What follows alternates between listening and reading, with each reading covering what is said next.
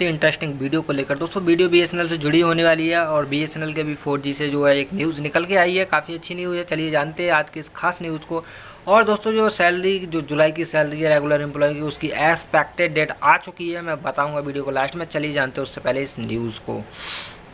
तो domestic telecom gear maker seek 30% reservation in BSNL 4G tender. Domestic gear makers body team has at the government provide 20-30% reservation for indigenous companies in the proposed BSNL 4G service tender.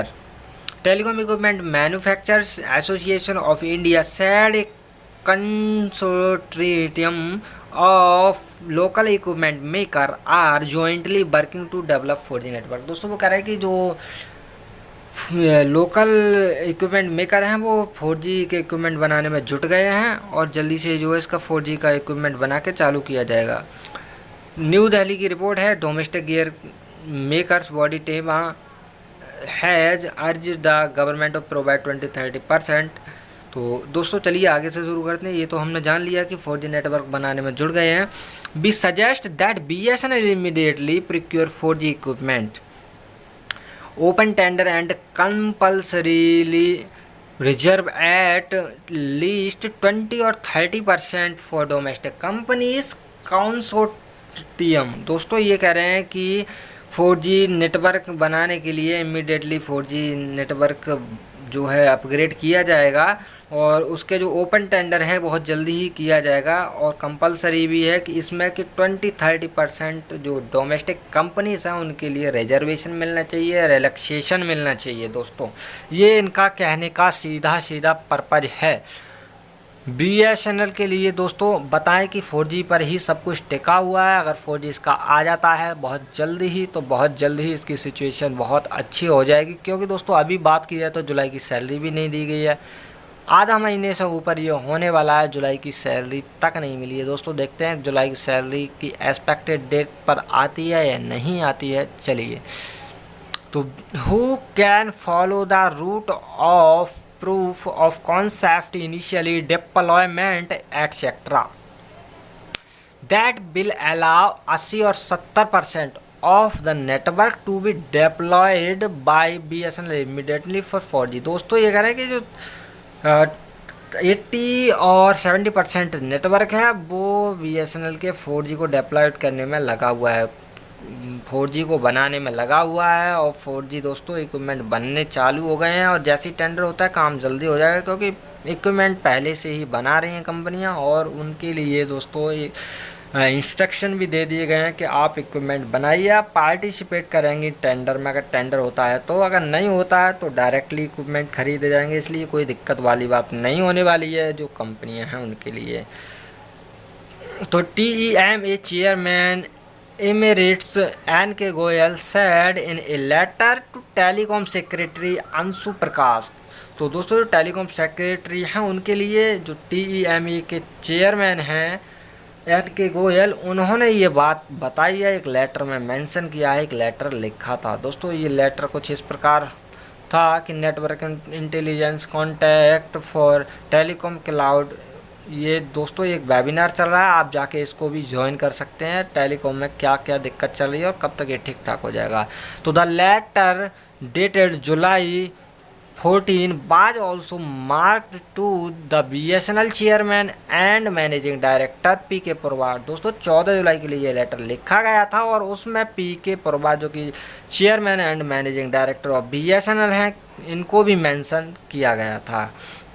तो BSNL put on hold it's 4G tender worth 9,300 crore floated in March after investigation of Department of Promotion of Industry and Internal Trade on a complaint filed by Telecom Equipment and service export promotion council TEPC। तो दोस्तों ये कह रहे हैं कि 9,300 करोड़ का एक tender हुआ था मार्च के महीने में, और मार्च के महीने में दोस्तों उसको कैंसिल कर दिया गया था क्योंकि TEPC ने एक रिपोर्ट लगाई थी कि ये इक्विपमेंट ठीक नहीं है, इक्विपमेंट अच्छे से वर्क नहीं करते हैं। दोस्तों अगर ये रोक तब नहीं लगाई जाती टीईपीसी की तरफ से तो बीएसएनएल का 4G चल रहा होता, क्योंकि बीएसएनएल चाइनीज़ कंपनियों से जो है इक्विपमेंट उस समय तो खरीद लेता, बाद में नहीं खरीदा जाता, लेकिन उस समय इक्विपमेंट खरीद लेता और 4G तब तक इसका लग गया होता। क्योंकि 4G का टेंडर बात की जाए तो अभी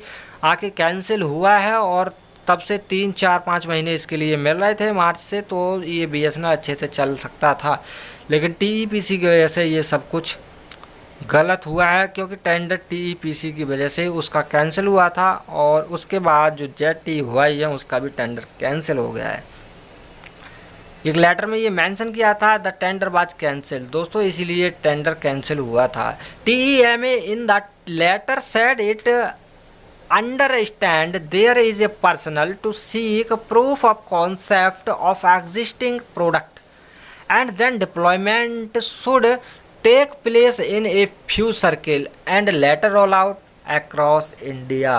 तो दोस्तों ये कह रहे हैं कि अभी जो इक्विपमेंट हैं जो टीईएमई हैं उन्होंने एक लेटर में लिखा है और उन्होंने कहा है कि ये समझना होगा आपके लिए, ये समझिए कि क्या क्या कंडीशन है और क्या क्या हम जो है इक्विपमेंट बना रहे हैं, तो कैसे करके आप जो 4G है उसके लिए ऑल ओवर इंडिया में रोल आउट करोगे, ऑल ओवर इंडिया में लगाओगे।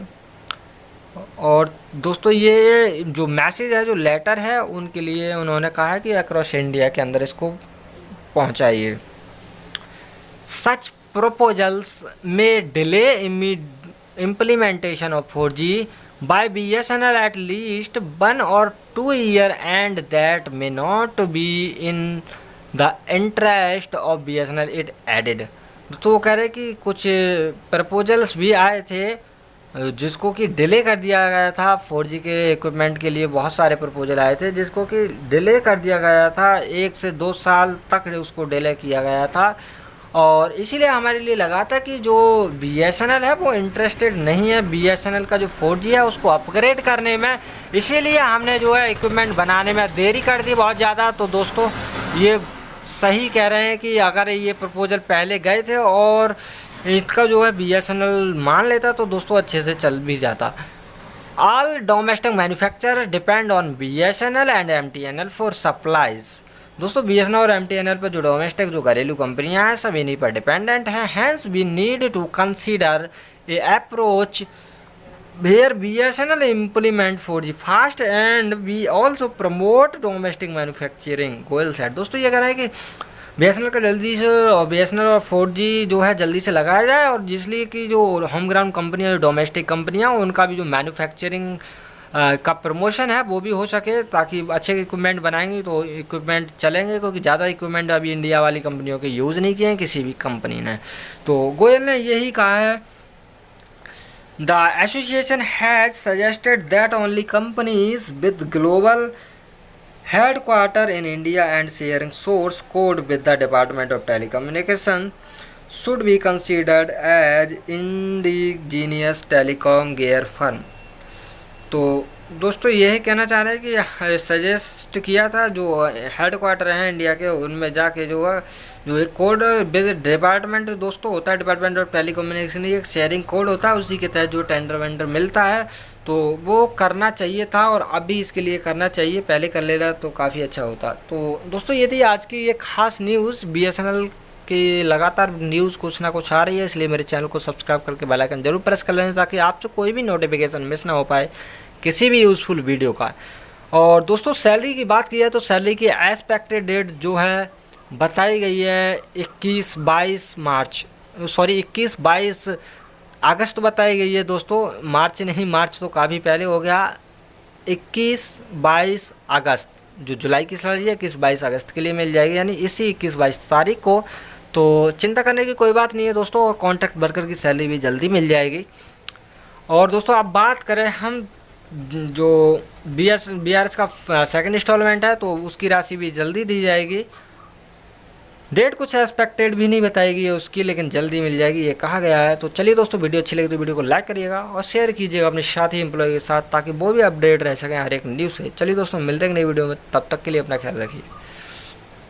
हाँ दोस्तों अगर आपने मेरे चैनल को सब्सक्राइब नहीं किया है तो चैनल को सब्सक्राइब करके बेल आइकन जरूर प्रेस कर लेना ताकि आप तक हर एक यूज़फुल वीडियो का नोटिफिकेशन कुशलतापूर्वक पहुँच सके।